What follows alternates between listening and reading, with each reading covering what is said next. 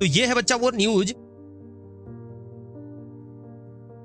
जो कल हम जब लाइव क्लास खत्म करके गए घर पर, उसके बाद हमने देखा कि भारत सरकार शिक्षा मंत्रालय ने एक कोचिंग इंस्टीट्यूट के लिए गाइडलाइन जारी किया है कि अब कोचिंग में 16 साल से कम उम्र के बच्चे नहीं पढ़ पाएंगे। एक तो मैं चूंकि बच्चा शिक्षण संस्थान से जुड़ा हूं, कोचिंग संस्था से जुड़ा हूं, है ना, निजी शिक्षण से जुड़ा हूं, तो ये मेरे लिए न्यूज एक इंपॉर्टेंट था। और दूसरा चीज, ये मेरे लिए दर्द भी रहा है थोड़ा सा, मैं क्योंकि मैं कोटा में, ये जो आया है गाइडलाइंस भारत सरकार शिक्षा मंत्रालय द्वारा, ये आया है, वजह है इसका कि कोटा में जो सुसाइड हो रहे थे ना, सुसाइड उस टाइम से ही चल रहा था। और मैंने उस टाइम ही बताया था ऑफलाइन क्लास में, सात आठ महीने पहले भविष्यवाणी किए थे, एक वीडियो भी उस पर हमने छोटा सा ये बनाया था, याद करो कुछ कि हाँ, शॉर्ट्स आपने देखा होगा कहीं पर, वो सुसाइड से रिलेटेड हमने एक था ना, तो उस टाइम हमने बताया था बच्चों को कि देखना भारत सरकार इसके ऊपर कोई ना कोई एक्शन लेने वाली है।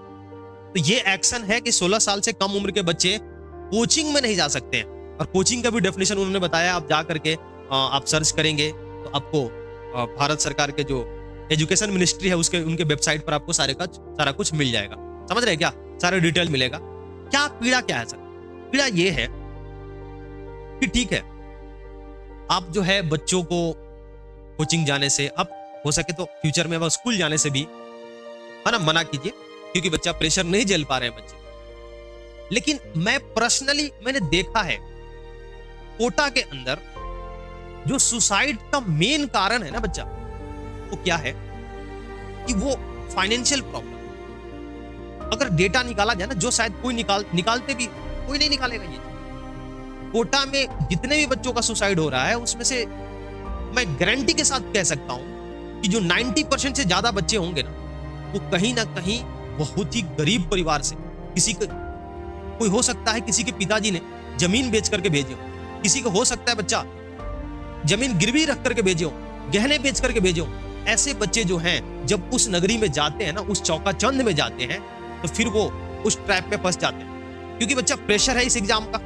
घर वाले जब बात करते हैं, क्योंकि बच्चा आपको पता होगा ना कि कोटा में रहने के लिए कितने खर्च आते हैं, 4 से 5 लाख। एक साल बच्चा अगर वहां रहना चाहता है तो फीस और बाकी एक्सपेंसेस मिला के 4 से 5 लाख खर्च आते हैं। और जब एक बहुत निम्न वर्गीय या मध्य वर्गीय परिवार का बच्चा जाकर के 11th-12th क्लास में 4 से 5 लाख रुपए जब खर्च करता है ना, तो वो जो प्रेशर होता है ना, उस प्रेशर की वजह से सुसाइड होता है। और पता नहीं ये हायर अथॉरिटीज, ये गवर्नमेंट, ये इस बात को, भाई मेन रीजन ये है, मैं बता रहा हूं ना कि ये स्टेप ठीक है, इसका मैं स्वागत करता हूं, लेकिन इसके साथ स्वागत करने योग्य एक और बड़ा स्टेप हो सकता था कि आप इन शिक्षण संस्थान का, जिसमें मैं भी आता हूं बच्चा, कोचिंग का, निजी शिक्षण का, आप एक फी स्ट्रक्चर सेटअप कीजिए कि आप इससे ज्यादा फीस नहीं ले सकते। समझ रहे क्या? ऐसा कुछ अगर संभव है तो ये करना ज्यादा उचित होगा, क्योंकि कहीं ना कहीं फाइनेंशियल। अच्छा एक बात बताओ, हम लोग भी इधर बच्चे पढ़ा रहे हैं पटना में, यहाँ से रिजल्ट नहीं होता है क्या? ठीक है, थोड़ा कम हो रहा है, यहाँ पर कोई एक बच्चा सुसाइड क्यों नहीं कर रहा है? क्योंकि यहाँ पर कोई बच्चा हमारे क्लासरूम में ऐसा नहीं बैठता है जिसके पिताजी जमीन बेच करके जो है और हमारे यहाँ पढ़ने के लिए भेजे। हमारे यहाँ उतना फीस ही नहीं, पटना में रहने के लिए उतनी एक्सपेंसेस ही नहीं। समझ रहा है? तो ये जो आया है, अब देख इस पर क्या होता है आगे चल करके, क्योंकि अभी मैं डिटेल्स जो है बहुत डिटेल में इस पर बात कर भी नहीं सकता हूँ, है ना। मैंने उतना ज्यादा देखा, लेकिन जितना देखा कि 16 साल से कम, मतलब कि 10th क्लास तक जो है बच्चे जो है कोचिंग नहीं जा पाएंगे। लगभग 10th, है ना, 11वीं में मूव करते हैं तो बच्चे यही 15-16 साल के अप्रॉक्स होते हैं। और प्रेशर जो होता है बच्चा, ये कहीं ना कहीं मैं भी रहता था, मैं कोटा में तब 48 से 50 महीना में रहा हूँ कोटा, सब मिलाकर एज ए स्टूडेंट। उसके बाद में जो भी मैंने टीचिंग वगैरह के लिए इतने महीने रह करके मैंने उस शहर के बारीकियों को समझा बच्चा, बीट से मैं वाकिफ। भाई अब रेंट 2 दिन लेट करो ना, मकान वाली का एक अलग ही वहां पर अंदाज होता है बात। मैं एक वाकया बताऊं, मैं रेजिडेंस में पढ़ता था, चलो बता देता हूं बच्चा ओपनली। आईबी बैच का स्टूडेंट था मैं, वहां पर 20 स्टूडेंट का एक बैच हुआ करता था 11वीं क्लास में। तो एक बाहर के टीचर थे, केमिस्ट्री पढ़ाते थे, बाहर इंडिविजुअल उनका ऑर्गेनिक का क्लास चलता था। उनको पता चला कि ये उस बैच का स्टूडेंट है तो ये तो रिजल्ट देगा ही देगा, इसका आईआईटी में सिलेक्शन होगा ही होगा। तो उन्होंने क्या किया कि किसी तरीके से किसी माध्यम से हम तक पहुंच करके कि तुम्हें फ्री ऑफ कॉस्ट ऑर्गेनिक पढ़ने के लिए। मुझे रिक्वायरमेंट भी थी क्योंकि मुझे 11th क्लास में ऑर्गेनिक में थोड़ी प्रॉब्लम हुई थी कि 11th में ही पूरा ऑर्गेनिक तुम्हारा हम खत्म करा देंगे। हमारी क्लासेस शाम को 8 बजे 8:30 बजे खत्म होती थी और वो क्लास 9 बजे शुरू करते थे रात को, वो जो अलग से हमें पढ़ा रहे थे जो ऑर्गेनिक वाले।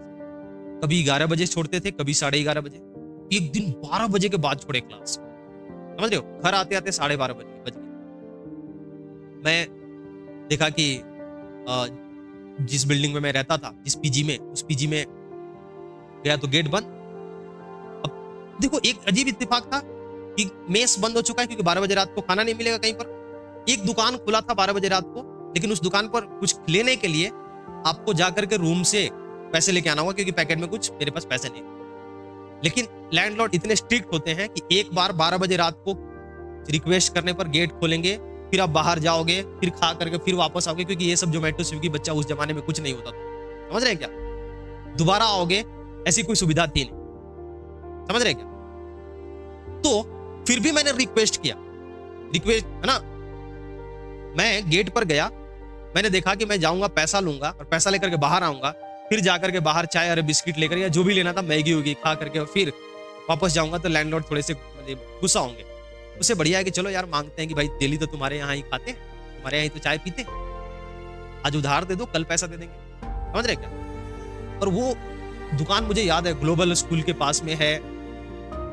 चलो बिहार के ही रहने वाले 2 भाई का दुकान है, बच्चा कॉर्नर के ऊपर। अच्छा 1.5 साल से उसके यहाँ, करीब 1 साल से, मतलब 1 साल से मैं उसके यहाँ खा रहा हूँ कुछ ना कुछ, रोज 50 रुपए 40 रुपए 100 रुपए का कुछ ना कुछ ले रहे हैं, समझ रहे क्या, पूरा सब कुछ। और मैं जब मांगने गया ना 12:30 बजे रात कि मैं कल सुबह दे दूंगा, उधार दे दूंगा, बोलता है उधार नहीं चलता है बेटा, उधार नहीं चलता। ये तो मेंटालिटी है। उस दिन मैं भूखे सोया था रात को बच्चे, मुझे मेरे पास चना था मुझे घर में, मुझे याद है। उस चना को मैं उबाला कैसे, क्योंकि वो सूखी हुई चना कैसे खाओगे, वो चना उबाल करके मुझे खाना पड़ा था। तो इस हालात में वहां बच्चे इस मेंटल पेन से गुजरते हैं। पढ़ाई से कहीं ज्यादा जो वो इन्वायरमेंट है ना, घर परिवार और ये फाइनेंशियल, इस पर सरकार को, हमारी गवर्नमेंट को कहीं ना कहीं ध्यान देनी होगी, नहीं तो फिर ये समस्या का समाधान कभी नहीं होने वाला। ठीक है, चले बच्चा, बस यही बात करना था। पता नहीं क्या होगा आगे हमारे देश के बच्चों का भविष्य। 9th-10th क्लास में अगर बच्चे जो हैं सही शिक्षा लेकर के नहीं आएंगे, हम कोविड में कहीं ना कहीं ये चीज फील किए कि जो बैच कोविड में 9th और 10th में था, वो हमारे यहाँ जब आया 11th 12th, फाउंडेशन तो हिला हुआ था, बेसिक गायब था बच्चा। इतना मेहनत करना पड़ा, इतना रगड़ के काम करना पड़ा कि कोई हद नहीं।